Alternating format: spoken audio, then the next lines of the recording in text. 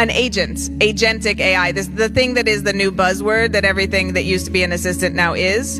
I think there's a real danger that we're facing, and Signal is clocking this pretty closely, of the introduction of this sort of notion of agentic AI into our devices and lives, in part because what we're doing is giving so much control to these systems that are going to need access to data. So if you read the kind of, you read the marketing on this, the value add is something like, can look up a concert, book a ticket, schedule it in your calendar, and message all your friends that it's booked, right? And so we can just put our brain in a jar because the thing is doing that and we don't have to touch it, right? And so what would it need to do that? Well, it would need access to our browser, an ability to drive that.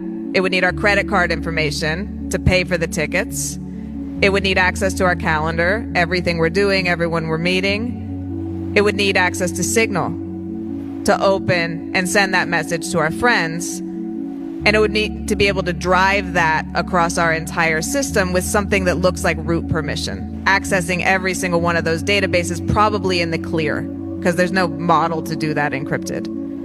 And if we're talking about a sufficiently powerful model, AI model that's powering that, there's no way that's happening on device, even though on device isn't a prophylactic, isn't going to really solve a lot of those issues.